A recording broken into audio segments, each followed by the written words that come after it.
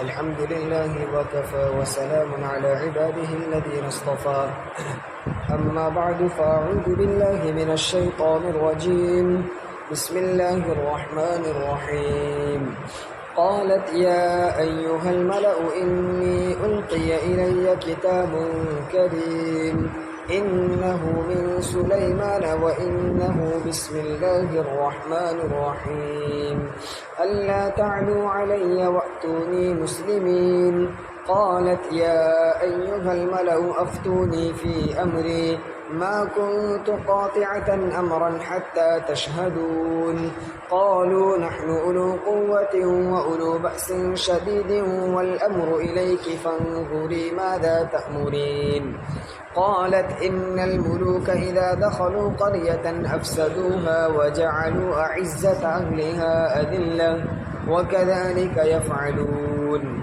وإني مرسلة إليهم بهدية فناظرة بما يرجع المرسلون صدق اللہ العظیم۔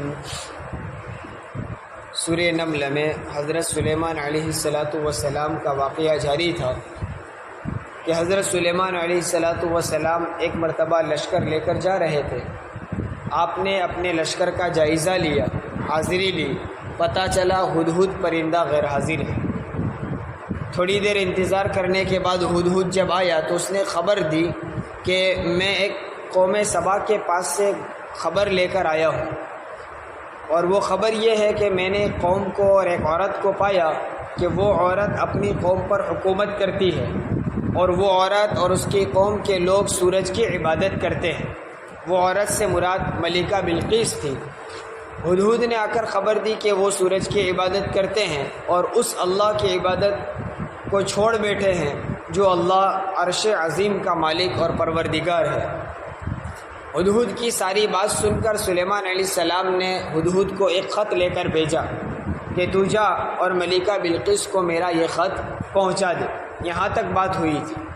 اب ہدہد ملکہ بلقیس کے دربار میں پہنچا اور وہ خط ملکہ کے سامنے اس نے ڈال دیا۔ ملکہ نے اس خط کو پڑھا۔ وہ خط کا مضمون کیا تھا جو آگے آ رہا ہے؟ تو ملکہ بلقیس کے سامنے وہ خط آیا، اس نے اس خط کو پڑھا۔ خط پڑھنے کے بعد اپنے درباریوں کو جمع کیا، اپنے دربار کے لوگوں کو جمع کر کے اس نے اعلان کیا، لوگوں کو بتایا۔ قالت، ملکہ بلقیس نے کہا، یا ایھا الملأ، اے میرے درباریوں، اے میرے دربار کے لوگوں، انی القی الی کتاب کریم، میرے پاس ایک باوقار، ایک عزت والا خط ڈالا گیا ہے۔ ملکہ بلقیس نے سلیمان علیہ السلام کے خط کو باوقار اور عزت والا کہا، اس لیے کہ یہ خط اس طرح کا تھا کہ وہ بہت مختصر بھی تھا اور اس میں ساری باتیں آ بھی گئی تھی، یعنی مختصر انداز میں 2 ہی جملوں میں گویا پوری بات اور مضمون بیان کر دیا، اور اس میں اللہ تعالیٰ کی صفات بھی بیان کر دی، تکبر اور بڑائی کی مذمت اور اس کا انکار بھی بیان کر دیا، اور اسی خط میں اسلام کی دعوت بھی آ گئی۔ ایک نہایت بلیغ، بلاغت سے بھرا ہوا یہ خط ملکہ بلقیس کے پاس پہنچا۔ اس نے کہا، انی القی الی کتاب کریم، میرے پاس ایک عزت والا خط بھیجا گیا ہے۔ بعض مفسرین نے لکھا ہے کہ یہ جو خط سلیمان علیہ السلام نے بھیجا تھا وہ مہر بند تھا، مہر لگی ہوئی تھی، اور جو خط مہر لگی ہوئی ہو جس خط پر، وہ محفوظ ہوا کرتا ہے۔ نبی کریم صلی اللہ علیہ وسلم نے بھی جب عجم کے بادشاہوں کو خط بھیجا تو آپ کو بتایا گیا کہ عجمی بادشاہ بغیر مہر والا خط پڑھتے نہیں ہیں، تو مہر لگانا ضروری ہے۔ تو حضور اکرم صلی اللہ علیہ وسلم نے بھی اس موقع پر مہر بنوائی اور مہر لگا کر خط بھیجا گیا تھا، اور اس خط کا احترام ہوتا ہے، ایسے خط کو پڑھا جاتا ہے۔ یہاں بھی محترم عزت والا خط کہا گیا ہے۔ اس سے معلوم یہ ہوتا ہے کہ سلیمان علیہ السلام نے وہ خط مہر بند بھیجا تھا۔ پھر بعد کے زمانے میں لفافے کا سلسلہ شروع ہوا، لفافے میں ڈال کر، کور میں ڈال کر خط بھیجا تھا۔ تو اگر ہمیں کسی عزت والے باعزت آدمی کو جس کو ہم خط بھیج رہے ہیں اس کا احترام ہے تو خط کھلا بھیجنے کے بجائے کور میں، لفافے میں بند بھیجنا چاہیے۔ جب وہ لفافے میں بند ہوگا اس کا مطلب یہ ہوگا کہ خط درمیان میں کسی نے پڑھا نہیں ہے، محفوظ مجھ تک پہنچا ہے۔ اور جتنا بڑے درجے کا آدمی ہو، اس بڑے درجے کے آدمی کو کھلا خط بھیجنے کے مقابلے میں لفافے میں بند کر کے بھیجنا، وہ اس کی بھی عزت ہے، اس کا بھی احترام ہے۔ جس کو خط بھیجا جا رہا ہے اس کا بھی اس میں احترام ہے، اور خط بھیجنے والے کا بھی ایک قسم کا سلیقہ اس سے ظاہر ہوتا ہے۔ الغرض، یہ تو خط لکھ کر بھیجنے کی بات ہے۔ اب ہمارے زمانے میں میسج کے ذریعے سے پیغام پہنچائے جاتے ہیں۔ جس طرح خط کو لفافے میں بند کر کر بھیجنا، جس کو ہم خط بھیج رہے ہیں اس میں عزت ہے، اس کا احترام ہے، اور اس میں اس بات کی بھی دلیل ہے کہ درمیان میں کسی نے خط پڑھا نہیں ہے، ہم نے محفوظ طریقے سے تم کو پہنچایا ہے۔ آج کل میسج کا زمانہ، واٹس ایپ کا دور ہے، اس میں بھی ہمیں کسی باعزت شخص کو کوئی بات پہنچانی ہو تو بجائے لوگوں کے درمیان یعنی گروپ میں کسی میسج کرنے کے بجائے اسے پرسنل میں کسی خاص بات کا پیغام بھیجنا چاہیے، اس میں اس کا احترام ہے۔ لوگوں کے عموم میں اس طرح ہم اس کو بات پہنچائے کہ جو آدمی اس میں شامل ہے وہ ہر کوئی آدمی اس کو پڑھ لے، اس میں جس کو ہم خط بھیج رہے ہیں اس کا بھی احترام نہیں ہوا کرتا۔ تو پرسنل میں خط کیا ہے کہ میسج کرنا یہ زیادہ مناسب ہے۔ سلیمان علیہ السلام کا خط آنے پر ملکہ بلقیس نے لوگوں کو کہا کہ میرے سامنے ایک باعزت خط ڈالا گیا ہے۔ وہ خط کیا ہے؟ اب ملکہ بلقیس نے اس خط کا مضمون پڑھ کر سنایا۔ پہلا کہا انہ من سلیمان، وہ سلیمان کی طرف سے ہے۔ اس نقطے پر مفسرین نے لکھا ہے کہ ہم بھی کبھی کسی کو خط بھیجیں یا ہمارے زمانے کے اعتبار سے میسج کریں تو بہتر یہ ہے کہ ہم اپنے خط میں، اپنے میسج میں اپنا نام لکھ دیں۔ اگر ہم جانتے ہیں کہ جس کو میسج کیا جا رہا ہے اس کے پاس میرا نمبر محفوظ ہے اور میرے میسج کرنے سے وہ سمجھ جائے گا کہ یہ کس کا میسج ہے، تب تو نام لکھنے کی ضرورت نہیں۔ لیکن جہاں ہمیں معلوم ہے کہ جسے میں میسج کر رہا ہوں اس کے پاس میرا نمبر نہیں ہے، تو صرف جو بات لکھنی تھی وہ لکھ کر خاموش نہیں ہو جانا چاہیے، بلکہ اپنا نام لکھنا چاہیے تاکہ پڑھنے والے کو پتہ چلے یہ بھیجنے والا کون ہے، کس کی طرف سے یہ پیغام آیا ہے۔ اور اس میں بھی اگر ہم مضمون اور جو کچھ بات لکھنا چاہتے ہیں اس سے پہلے اپنا نام لکھ دیں، یعنی نام شروع میں لکھ دیں تو زیادہ بہتر ہے، چونکہ خط پڑھنے والا، میسج پڑھنے والا جب شروع کرے گا تو ہمارا نام دیکھ کر اس سے پہلے پتہ چل جائے گا کہ یہ کس کا میسج ہے۔ بعد میں جو کچھ پورا مضمون، جو کوئی میسج ہم لکھیں گے تو اس ماحول میں پڑے گا کہ یہ فلاں آدمی کی طرف سے بھیجا گیا ہے، اور اسی طرح اس کو نام تلاش کرنے کی ضرورت نہیں پڑے گی۔ تو بہتر یہ ہے کہ نام لکھا جائے۔ بلکہ آج کل جو میسج کا سلسلہ ہے اس میں اگر ہم اجنبی آدمی کو میسج کریں تو اس وقت تو نام لکھ ہی دینا چاہیے۔ بہت سارے لوگوں کی عادت ہوتی ہے میسج کرنے سے پہلے صرف ہائی لکھتے ہیں۔ اب ہائی کا کوئی اسلام سے کوئی تعلق نہیں ہے۔ آگے آ رہا ہے سلیمان علیہ السلام نے خط ملکہ بلقیس کو خط بھیجا تو اس میں پہلے بسم اللہ الرحمن الرحیم لکھا تھا۔ الغرض تو بسم اللہ سے مضمون کی شروعات ہونی چاہیے، اور خط لکھے یا میسج کرے تو نام لکھنا چاہیے۔ بعض لوگ صرف مناسبت پیدا کرنے کے لیے سلام لکھ کر خاموش ہو جاتے ہیں۔ بھائی آپ کون ہیں، کس مقصد سے میسج کیا ہے، کیا ضرورت ہے، وہ مقصد اور وہ ضرورت لکھنی چاہیے، اپنا نام لکھنا چاہیے۔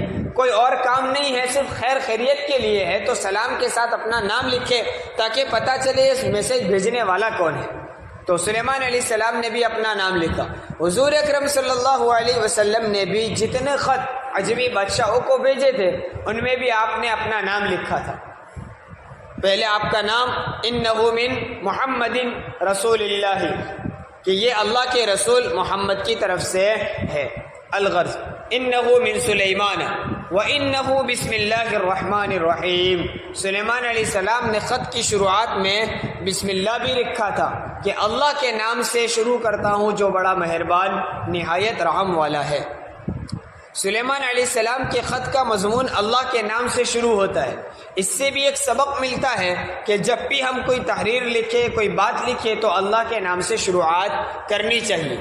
اب سوال ایک یہ ہوتا ہے کہ بسا اوقات ہم چیزوں میں، خط میں، دعوت ناموں میں، رمضان کارڈ میں، ایسی جگہوں پر بسم اللہ یا دعا وغیرہ لکھتے ہیں، پھر اس کی بے ادبی ہوتی ہے تو اس موقع پر بسم اللہ یا کوئی دعا لکھنی چاہیے یا نہیں؟ تو اس سلسلے میں علماء کے دونوں طرح کے قول ہیں۔ مفتی شفیعی صاحب رحمۃ اللہ علیہ نے لکھا ہے کہ ایسے موقع پر جہاں ہمیں اندازہ ہو کہ بسم اللہ وغیرہ لکھنے سے بے ادبی ہوگی تو وہاں نہ لکھیں، لیکن دوسری طرف بہت سے علماء کا یہ بھی قول ہے کہ خود سلیمان علیہ السلام نے اپنے خط کا مضمون شروع کیا تو بسم اللہ الرحمن الرحیم سے شروع کیا۔ حضور اکرم صلی اللہ علیہ وسلم نے عجمی بادشاہوں کو خط لکھا تو اس میں بھی بسم اللہ الرحمن الرحیم لکھا تھا، حالانکہ یہ سب خط غیر مسلم بادشاہوں کو دیے جا رہے تھے۔ اسلام کی دعوت ہی کے لیے تو دیا گیا تھا، تو جن کو دیا گیا وہ مسلمان نہیں تھے، اس کے باوجود حضور اکرم صلی اللہ علیہ وسلم نے بھی بسم اللہ الرحمن الرحیم لکھا تھا۔ اس سے پتہ چلا کہ ہمیں بھی اپنی تحریروں میں، خطوط میں، دعوت ناموں میں بسم اللہ الرحمن الرحیم لکھنا چاہیے۔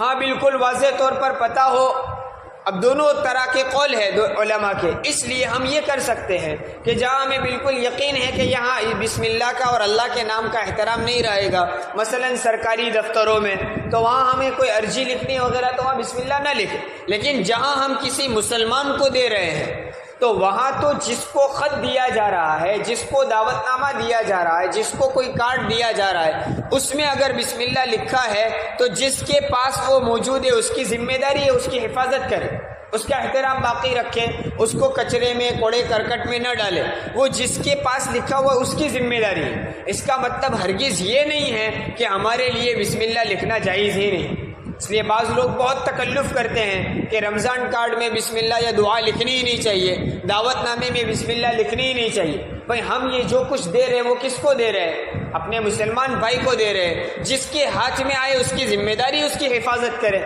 اس کا مطلب یہ تو نہیں ہے کہ ہم بسم اللہ سے برکت حاصل کرنا ہی چھوڑ دیں یا اللہ کا نام لکھنا ہی چھوڑ دیں۔ الغرض دونوں طرح کے قول ہیں، لیکن زیادہ تعجب ان لوگوں پر ہوتا ہے جو یہ کہتے ہیں کہ بسم اللہ لکھنا نہیں چاہیے، دعا لکھنی نہیں چاہیے، اس سے بے ادبی ہوتی ہے۔ ٹھیک ہے، چلیے، علماء کا ایک قول یہ بھی ہے آپ نہیں لکھتے ہیں، لیکن شروع میں بسم اللہ الرحمن الرحیم نہیں لکھیں گے، اسی پورے دعوت نامے میں انشاءاللہ، ماشاءاللہ، سبحان اللہ سب لکھا ہوگا۔ اور پھر ہمارے معاشرے میں تو دعوت نامے میں پورے ناموں کی فہرست لکھنی پڑتی ہے، پورے خاندان کے نام اس میں آ جاتے ہیں۔ اب ان ناموں میں عبداللہ، عبد الرحمن، محمد، اسماعیل، ابراہیم، اللہ کے نام بھی ہے، انبیاء کے نام بھی، ان ناموں کی بے ادبی نہیں ہوتی۔ ماشاءاللہ، سبحان اللہ بھی اللہ ہی کا نام ہے تو اس میں بے ادبی نہیں ہوتی۔ بس ایک بات پکڑ لی ہے کہ بسم اللہ نہیں لکھنی چاہیے، اس سے بے ادبی ہو جاتی ہے۔ رمضان کارڈ میں بھی لوگ اپنی ایڈورٹائز چھپوائیں گے اور اس میں بھی ماشاءاللہ لکھیں گے، لیکن اوپر دعا لکھنی ہو تو بے ادبی ہو جاتی ہے۔ تو الغرض لکھنا ناجائز نہیں ہے، جس کے پاس ہو اس کی ذمہ داری اس کی حفاظت کرے۔ یہ صرف ایک بات پکڑ لینا کہ بسم اللہ نہیں لکھنے کی، دعا نہیں لکھنی، باقی جتنے ضمن میں اللہ کے نام آ جائے تو اس کی بے ادبی ہو تو کوئی حرج نہیں۔ الغرض تو بسم اللہ الرحمن الرحیم مناسب یہ ہے کہ لکھا جائے، یہ سنت سلیمانی بھی ہے اور سنت محمدی بھی ہے۔ حضور اکرم صلی اللہ علیہ وسلم نے بھی خطوط میں بسم اللہ الرحمن الرحیم لکھا تھا۔ سلیمان علیہ السلام کا خط دیکھیے، صرف ایک جملہ ہے، انہ من سلیمان و انہ بسم اللہ الرحمن الرحیم، یہ بسم اللہ ہو گیا، اپنا نام آ گیا، پھر ایک ہی جملے میں بات بیان کر دی، اللہ تعلو علیہ واتونی مسلمین، کہ تم لوگ میرے مقابلے میں تکبر نہ کرو۔ ملکہ بلقیس اور اس کی پوری قوم کو خط میں کہا کہ تم لوگ میرے مقابلے میں تکبر نہ کرو اور میرے پاس فرمانبردار بن کر آ جاؤ۔ سیدھی اور صاف ستھری بات، انبیاء علیہ السلام کی خطوط اور بات آپ کی مختصر اور جامع ہوا کرتے تھے۔ جو بات کہنی ہے وہ مختصر لفظوں میں پوری بات کہہ دیتے، یعنی جو کہنا تھا وہ چھوٹتا بھی نہیں تھا اور خامخواہ کی لفاظی اور زیادہ لمبی باتیں بھی نہیں ہوا کرتی تھی۔ سلیمان علیہ السلام نے دیکھیے ایک ہی جملے میں تکبر کی ممانعت بھی بیان کر دی اور اسلام کی دعوت بھی دے دی، واتونی مسلمین، میرے پاس فرما بردار بن کر آ جاؤ۔ یہ سلیمان علیہ السلام کا خط تھا جو ملکہ بلقیس نے اپنے درباریوں کے سامنے بیان کیا، سنایا۔ یہ خط سنانے کے بعد ملکہ بلقیس نے کہا، قالت یا ایھا الملأ افتونی فی امری، ملکہ بلقیس نے کہا، اے میرے درباریوں، تم مجھے میرے معاملے میں مشورہ دو، افتونی مجھے بتلاؤ، مجھے مشورہ دو میں اس معاملے میں کیا کروں۔ ایک بادشاہ کی طرف سے یہ خط آیا ہے، اور یہ خط جہاں اپنی شاہانہ شان بھی ظاہر کرتا ہے وہاں نبوت کا بھی اظہار ہے کہ تم تکبر نہ کرو، میرے پاس فرما بردار بن کر آ جاؤ۔ تو گویا یہ کوئی نبی بھی ہیں اور بادشاہ بھی ہو سکتے ہیں۔ بادشاہ ہونا تو ظاہر لگتا ہے، ایک شاہانہ ہے۔ دیکھیے ملکہ بلقیس بھی کوئی عام انسان نہیں تھی، وہ بھی ایک ملک کی بادشاہ تھی، اور بادشاہ کو کوئی عامی آدمی خط نہیں بھیج دیتا ہے، اور وہ بھی خط میں یوں کہے کہ تو میری فرما بردار بن جا، یہ عام شخص کی ہمت نہیں ہوتی ہے۔ سلیمان علیہ السلام نے یہ خط اس انداز کا بھیجا ہے، اس سے ملکہ یہ تو سمجھ گئی تھی کہ یہ یقیناً بادشاہ تو ہے، لیکن ان کا نبوت کا دعویٰ ہے وہ سچا ہے یا نہیں، ملکہ بلقیس کو ابھی تک اس کا پتہ نہیں تھا، اس لیے اس نے لوگوں سے پہلے مشورہ طلب کیا۔ اس سے ایک بات یہ بھی پتہ چلی کہ ہمیں کسی اہم معاملے میں کوئی فیصلہ لینا ہو تو اپنے سے چھوٹوں سے بھی مشورہ لینا پڑے تو لینا چاہیے۔ مشورہ لینے والا آدمی متواضع ہوتا ہے۔ مشورے کا مطلب کیا ہوتا ہے؟ رائے مانگتا ہے کہ کیا کرے آپ بتاؤ ذرا۔ جو آدمی متکبر ہوگا وہ کسی سے رائے نہیں مانگے گا، تو کہنے والا کون، تجھے کیا سمجھ پڑتی ہے، میں جو کہتا ہوں وہ کرو۔ وہ کسی سے مشورہ لے گا نہیں، اپنے فیصلے چلائے گا۔ تو مشورہ لینا متواضعانہ شان ہے، اور اسلام نے اس کو برقرار رکھا۔ ملکہ بلقیس کا زمانہ تو بہت پہلے کا، سلیمان علیہ السلام کے زمانے کی بات ہے۔ حضور اکرم صلی اللہ علیہ وسلم نے آ کر بھی اس طریقے کو برقرار رکھا، اور خود آپ بھی اپنے صحابہ سے مشورہ کیا کرتے تھے۔ حالانکہ نبی کریم صلی اللہ علیہ وسلم تو صاحب وحی ہے، ہم مشورہ کیوں لیتے ہیں؟ کسی معاملے میں تردد ہو، سمجھ میں نہ آتا ہو کیا کرے کیا نہ کرے، تو ہم لوگوں سے پوچھتے بھائی تو بتا کیا کریں گے، تیری کیا رائے ہے، تیری کیا رائے ہے۔ حضور اکرم صلی اللہ علیہ وسلم کو اگر کسی معاملے میں تردد ہو تو وہاں تو سیدھی وحی آ جاتی تھی، اللہ تعالیٰ بتلا دے بھائی یہ کرو یہ نہ کرو، لیکن اس کے باوجود اپنے صحابہ سے مشورہ لیتے تھے۔ اس سنت کو جاری کرنے کے لیے، امت میں یہ طریقہ قائم کرنے کے لیے کہ میرے بعد بھی اگر تم بادشاہ بھی بن جاؤ، حاکم بھی بن جاؤ، تو نبی سے تو بڑے ہونے والے نہیں ہیں۔ میں خود اپنے صحابہ سے مشورہ کرتا ہوں، لہٰذا تمہیں بھی چاہیے کہ اپنے معاملات میں تم لوگوں سے مشورہ کیا کرو، جیسا کہ ملکہ بلقیس نے مشورہ لیا۔ تو افتونی فی امری، مجھے میرے معاملے میں مشورہ دو۔ اور مشورے کا انداز بھی کیا تھا؟ بعض لوگ مشورہ صرف سرسری لے لیتے ہیں، تو کیا کہتا ہے، تو کیا کہتا ہے، ورنہ کرنا جو اپنے ہوتا ہے وہی کرتا ہے۔ ایسے ماحول میں بہت سی کمیٹیوں میں، سنستھاؤں میں، بہت سی جگہوں پر ایسا ہوتا ہے کہ صرف سرسری رسمی مشورہ ہو گیا، ورنہ جو اس کے جی میں آتا ہے وہ کرتا ہے، لوگوں کی رائے پر اس کی خاص توجہ نہیں ہوتی۔ ایسا بھی بعض موقع پر ہوتا ہے۔ تو اس سے نقصان کیا ہوتا ہے؟ رائے دینے والے بھی اخلاص سے رائے نہیں دیتے، وہ سمجھتے کہ اپنے کوئی بھی رائے دو، کچھ بھی کہو، اپنے تو چلنے والے نہیں ہیں، جو ان کے جی میں آئے گا وہی ہونے والا ہے۔ حالانکہ امیر رائے کا پابند بھی نہیں ہوتا ہے، لیکن کسی کی بہتر رائے ہو اس کی طرف توجہ بھی ہونی چاہیے۔ رائے دینے والا رائے دیتا ہے تو اس کی طرف بھی ہماری توجہ ہونی چاہیے۔ بے توجہی سے اگر رائے لی جائے تو رائے دینے والے بھی اخلاص سے رائے نہیں دیتے ہیں۔ ملکہ بلقیس نے رائے لیتے وقت دیکھی کیا انداز اپنایا، کہا ما کنت قاطعۃ امرا حتی تشہدون، میں کسی معاملے میں کوئی قطعی یعنی آخری فیصلہ نہیں لیتی ہوں یہاں تک کہ تم لوگ میرے پاس حاضر نہ ہو جاؤ۔ یعنی میں کبھی تمہارے بغیر کوئی فیصلہ لیتی نہیں ہوں، کبھی کوئی اہم کام ہوتا ہے تو میں تم کو بلاتی ہوں، تم سے مشورہ لیتی ہوں، لہٰذا تم اس معاملے میں بھی میری مدد کرو، مجھے رائے دو۔ دیکھیں یہ بات درباری سنیں گے تو ان کو لگے گا کہ ہاں کوئی بھی اہم کام ہو، اگرچہ وہ بادشاہ ہے، ملکہ ہے، ہمیں پوچھے بغیر بھی کر سکتی ہے، لیکن اس کے باوجود ہمارا کوئی مقام ہے اس کی نظروں میں، اور ہمارا کوئی احترام ہے، کوئی بھی ضرورت پڑتی ہے ہمیں بلاتی ہے اور ہم سے مشورہ لیتی ہے۔ تو جب یہ اثر پڑے گا تو رائے دینے والے بھی بہتر رائے دیں گے، اخلاص سے رائے دیں گے، نفع کی رائے دیں گے۔ اور ہوا بھی ایسا، ملکہ بلقیس کے درباریوں نے کہا قالوا نحن اولو قوت، ہم بڑے طاقت والے ہیں، واولو بأس شدید، اور ہم بڑے جنگجو لوگ ہیں، ہم تو جنگ کرنے والے بڑے طاقتور لوگ ہیں۔ ان کے کہنے کا مطلب یہ تھا کہ سلیمان نامی بادشاہ کا تمہارے پاس خط آیا ہے تو ڈرنے کی ضرورت نہیں، ہم تمہارے درباری موجود ہیں اور ہم طاقتور، ہم جنگجو لوگ ہیں، اگر آپ کہیں تو ہم مقابلہ کرنے کے لیے بھی تیار ہیں، ہم اس بادشاہ سے جنگ کرنے کے لیے بھی تیار ہیں۔ لیکن دیکھیے درباریوں نے رائے دی، فیصلہ نہیں سنایا۔ اس سے بھی ہمیں سبق لینا چاہیے، کبھی ہم سے کوئی رائے مانگی جائے تو ہم رائے دے، فیصلہ نہ سنائے۔ ملکہ بلقیس کے درباریوں نے کیا کہا کہ ہم بڑے طاقتور ہیں، ہم جنگجو لوگ ہیں، یعنی جنگ کے لیے تیار ہیں۔ آگے کہا والامر الیک، اور معاملہ تیرے ہاتھ میں ہے۔ ملکہ بلقیس سے کیا کہا کہ معاملہ آپ کے ہاتھ میں ہے، فانظری ماذا تأمرین، بس آپ دیکھ لیجئے کہ آپ کو کیا فیصلہ کرنا ہے، کیا حکم دینا ہے۔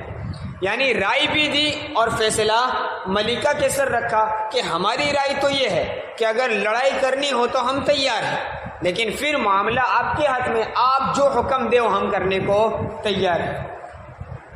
قالت ان الملوک اذا دخلوا قریۃ افسدوها، ملکہ بلقیس نے کہا کہ دیکھیے یہ ایک خط آیا ہے بادشاہ کی طرف سے، اور بادشاہوں کی عام طور پر عادت یہ ہوتی ہے کہ جب وہ کسی کی مقابل میں، کسی کی دشمنی میں اس کے شہر میں، اس کے ملک میں داخل ہوتے ہیں تو پھر وہ وہاں کی پوری بستی کو تہو بالا کر دیتے ہیں۔ کسی سے جنگ کرنے کی غرض سے یا کسی کے مقابلے کی نیت سے اس کے شہر میں آ جائے تو پورے شہر کو تہو بالا کر دیتے ہیں، اور وہاں کے جو عزت دار لوگ ہوں، جس کی لوگ مانتے ہوں، ایسے لوگ جس کے پیچھے قوم چلتی ہو، ایسے عزت والے لوگوں کو وہ لوگ ذلیل کر دیتے ہیں تاکہ ان کی رائے کی اہمیت نہ رہے، ان کی بات کی اہمیت نہ رہے، اور پوری قوم بھی ڈر جائے کہ ہمارے بڑے ہی ذلیل ہو گئے تو ہم تو کیا ہے۔ یہ بادشاہوں کی عادت ہوا کرتی ہے۔ اس لیے ملکہ بلقیس نے کہا کہ اگر یہ بادشاہ ہے اور وہ ہمارے مقابلے کی نیت سے اگر آئیں گے تو ہو سکتا ہے وہ بھی ہمارے ساتھ ایسا ہی کرے، اس سلسلے میں ہمارا نقصان ہو سکتا ہے، ملک کا نقصان ہو سکتا ہے، ہماری قوم کا نقصان ہو سکتا ہے۔ قالت، ملکہ بلقیس نے کہا ان الملوک اذا دخلوا قریۃ، کہ بادشاہ لوگ جب کسی بستی میں داخل ہوتے ہیں تو افسدوها، اس بستی میں فساد مچا دیتے ہیں، تہو بالا کر دیتے ہیں، وجعلوا اعزت اہلها اذلۃ، اور اس بستی کے عزت دار لوگوں کو وہ لوگ ذلیل کر دیتے ہیں۔ اگر سلیمان بھی لشکر لے کر ہمارے پاس آ گئے تو ہو سکتا ہے ان کی کامیابی ہو جائے۔ ملکہ بلقیس بھی معمولی بادشاہ نہیں تھی، اس کے پاس بھی بہت بڑی فوج تھی۔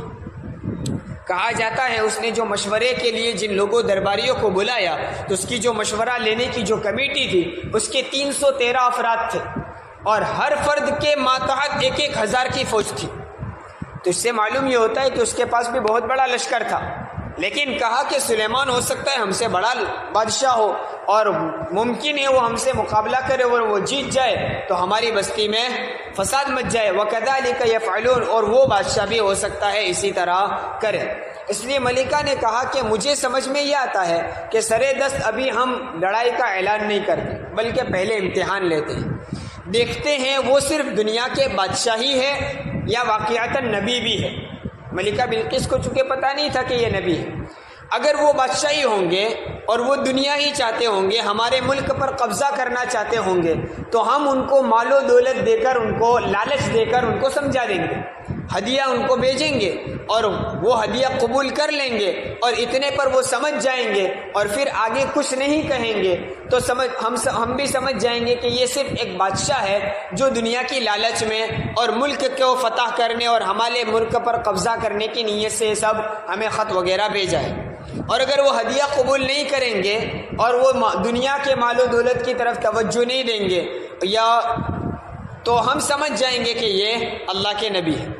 اس لیے ملکہ بلقیس نے امتحان لینا چاہا، کہا وَإِنِّي مُرْسِلَةٌ إِلَيْهِمْ، میں ان کے پاس وَإِنِّي مُرْسِلَةٌ إِلَيْهِمْ بِهَدِيَّةٍ، میں ان کے پاس ہدایہ بھیجوں گی، فَنَاظِرَةٌ بِمَا يَرْجِعُ الْمُرْسَلُونَ، پھر میں دیکھوں گی کہ وہ ہمارے بھیجے ہوئے لوگوں قاصدوں کے ساتھ کیا معاملہ کرتے ہیں، ہمارے قاصد کیا خبر لے کر آتے ہیں وہ ہم دیکھیں گے۔ الغرض ملکہ بلقیس نے اولاً کسی حملے یا جنگ کا ارادہ کیے بغیر پہلے یہ سمجھا کہ ہم ان کو ہدیہ دے کر ان کا امتحان لیں اور پتہ لگائیں کہ واقعتاً نبی ہیں یا صرف بادشاہ ہیں۔